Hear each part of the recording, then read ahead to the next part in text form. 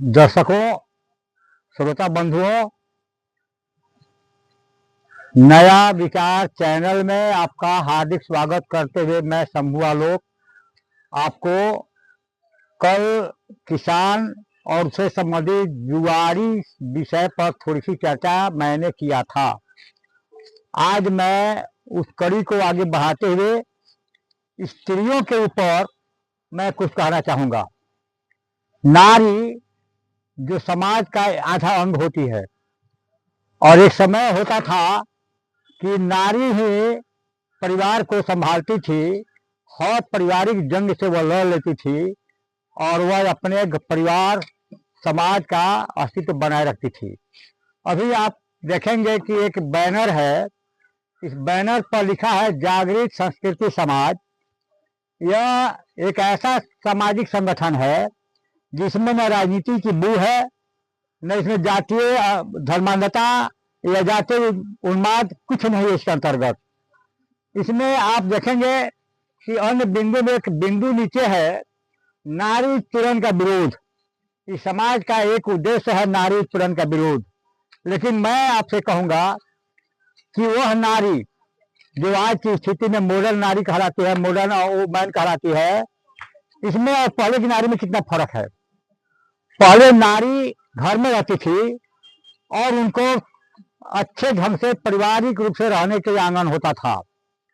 लेकिन अब देखते हैं कि हमारा समाज अब आंगन की परिपाटी को समाप्त कर रहा है और इसके बदले में पैसे सिस्टम घर में लगा रहा है। लेकिन यह सोचने की बात है कि वह नारी जब वह घर में रहती थी, घर में शौचालय नहीं हुआ करता था और शौचालय नहीं रहने के कारण नारी बाहर जाती थी, लेकिन उस नारी का मुंह कोई नहीं देखता था। नारी हमेशा अपने तन को, अपने मुखड़े को ढक कर रखती थी। जो गांव की पतोहू कहलाती थी उसको लोग नहीं देख पाते थे, कई वर्षों तक नहीं देख पाते थे। लेकिन आज आप देख रहे हैं कि जो नारी घर में रखने वाली चीज मानी जाती थी, आज वह अपने मुंह को ढकने की बात तो हटा दीजिए, वह अपना खुलेआम अपने वस्त्र को हटा करके, दुपट्टा को हटा करके घूम रही है। इससे क्या हो रहा है? हमारा समाज बिगड़ रहा है, हमारी संस्कृति विकृत हो रही है। इस स्थिति में मैं समाज से कहना चाहूंगा कि यह अच्छी बात है कि पहले की नारी पढ़ती नहीं थी, लेकिन अब नारियां पढ़ रही हैं। लेकिन पढ़ाई का अर्थ यह नहीं हुआ कि हम अश्लीलता का समर्थन करते जाएं, पहनावा के रूप में, चाल चलन स्वभाव के रूप में। हम जो है अगर उसको समर्थन करते हैं तो फिर हम विरोध कहाँ करेंगे। आप जानते हैं कि हमारा समाज देवी को, दुर्गा को नारी का रूप मानता रहा है और नारी रूप में देवी दुर्गा की पूजा करता है, सरस्वती की पूजा करता है, लक्ष्मी की पूजा करता है, सीता की पूजा करता है और द्रौपदी की पूजा करता है। और हमारा समाज पहले स्त्रियों को पढ़ने का अधिकार नहीं देता था। उस युग में भी अफवाह स्वरूप भारती शकुंतला जैसी स्त्रियां पढ़ गई और पढ़ करके विदुषी हो गई।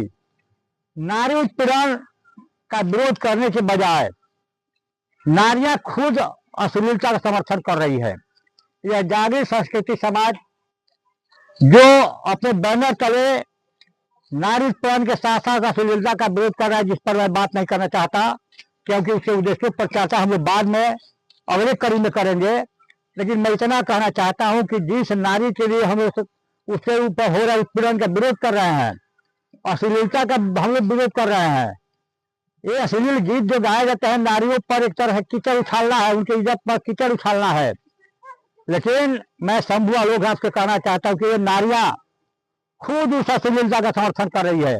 आप देख रहे हैं कि आए दिन जब कोई बारात पार्टी निकलती है तो उस बारात पार्टी में जब परछावन की रस्में अदा की जाती है, उसमें नारियां अश्लील गीत का कैसेट बजाकर और उस पर डांस करती हैं।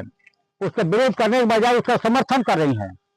और फिर जो है डोमकच के नाम पर अश्लील गीतों का कैसेट बजा करके नारियां नाच रही हैं।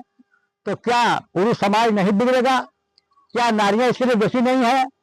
क्या नारियां इसमें समर्थन नहीं कर रही हैं? और पढ़ी लिखी नारियां ही इस तरह का कार्य अधिक कर रही हैं। और लाज शर्म ये सभी धीरे धीरे विलुप्त होते जा रहे हैं। इसलिए नारी की स्थिति पर मैं कहना चाहूंगा कि नारी के ऊपर जो उनकी प्रतिष्ठा, उनकी इज्जत, आबरू को केंद्र बना करके जो अश्लीलता परोसी जा रही है, उसका विरोध करने के लिए नारी को खुद आगे आना चाहिए, लेकिन नारी ही उसका समर्थन कर रही है। मुझे एक दिन किसी से बहस करने का मौका मिला। मैंने कहा कि हम लोग नारी का जो उत्पीड़न होता है, नारी के प्रतिष्ठा के साथ जो खिलवाड़ होता है, उसका जागृत संस्कृति समाज के माध्यम से विरोध करते हैं। तो उस व्यक्ति ने धड़ल्ले से मुझसे सवाल कर दिया कि किस नारी की बात आप करते हैं? वही नारी जो अश्लील कैसे बजा करके उस पर थिरक थिरक कर नाचती है, वही नारी जो कभी दुपट्टा और समीप सलवार समीप पहनकर चलती थी, अब जींस पैंट पहनकर चल रही है, दुपट्टा नहीं रख रही है, जिससे पुरुष समाज आज उसका मजाक उड़ा रहा है और आए दिन व्यभिचार बढ़ता जा रहा है। कॉलेजों में पढ़ने वाली लड़कियां तो 10% को छोड़ करके 90% ऐसा ही पोशाक पहन रही है। इसलिए नारी की स्थिति पर मैं शंभू आलोक आपसे कहना चाहूंगा, प्रोफेसर शंभू आलोक, मैं कहना चाहता हूं कि नारी को जो समाज का आधंग है, वो आज हर दृष्टि से पुरुषों का सम्मान सामना करती जा रही है और समानता करती जा रही है। अभी आपने देखा कि पहलगांव में जो आतंकी घटना घटी, उसका प्रतिकार सिंदूर की घटना से हुई और उसका जवाब सिंदूर की घटना ने दिया। लेकिन क्यों दिया, कैसे दिया, इस पर मैं बात नहीं करना चाहूंगा, लेकिन यह कहना चाहूंगा कि वह नारी ही है जिसका नाम शायद सूफिया परवीन है। वह पाकिस्तान में घुस करके आतंकियों के अड्डे को ध्वस्त किया, वह एक नारी रही है। वह भी एक नारी ही रही है जो हिमालय की चोटी पर चढ़ करके भारत का झंडा फहरा कर उतर करके आ गई नीचे। वह नारी ही है जिसको हम लोग कल्पना चावला के नाम से जानते थे, वो आज हमारे बीच नहीं है।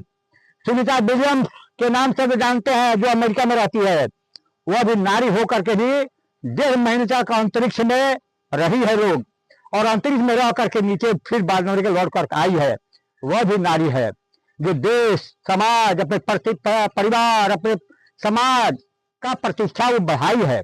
लेकिन अधिकतर नारियां जो गंदे हरकत में भाग ले रही है, गंदा मतलब अश्लील कपड़ा पहन रही है, भड़काऊ कपड़ा पहन रही है, भड़काऊ कार्यक्रमों में हिस्सा ले रही है, डांस कर रही है, हम उसका विरोध करते हैं।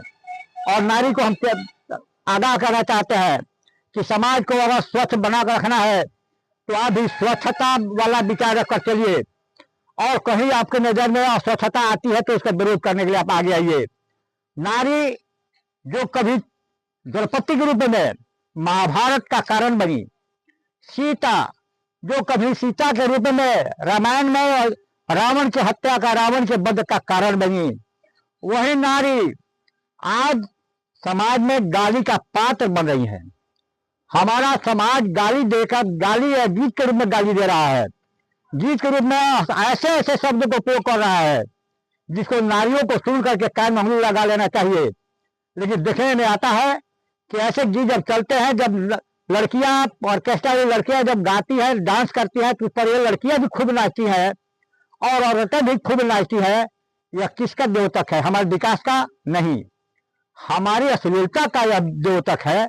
और ऐसे अश्लीलता का हमें विरोध करना चाहिए, क्योंकि अगर 100 में 10 खराब प्रवृत्ति में ढल रहा है तो 90 को भी ढालने का प्रयास कर रहा है। इसलिए आज मैं इस चैनल के माध्यम से अनुरोध कर रहा हूं कि आप सभी एक स्वच्छ भारत, एक स्वच्छ विचार, एक स्वच्छ समाज की ओर बढ़ें, और स्वच्छ समाज की ओर बढ़ेंगे तो हमारी पढ़ाई सार्थक होगी। यह देखने को बड़ा बार मिल रहा है कि जो पढ़ा लिखा है उसमें मोबाइल के अंदर जो अश्लीलता परोसी जा रही है, यूट्यूब के अंतर्गत, इंस्टाग्राम के अंतर्गत या अन्य चैनलों में भी जो गंदे गंदे दृश्य दिखाए जा रहे हैं, क्या उसको देख करके छोटी पीढ़ी बच्चों का, चाहे वो लड़की हो या लड़का, क्या वो नहीं बिगड़ते? क्या उनके पर उसका बुरा असर नहीं पड़ता? फिर भी इसका विरोध करने के लिए कोई नहीं आ रहा है। तो मैं आपसे कहूंगा कि इस चैनल के माध्यम से, इस वीडियो के माध्यम से, अगर यह वीडियो, मेरी बात आपको अगर पसंद आ रही हो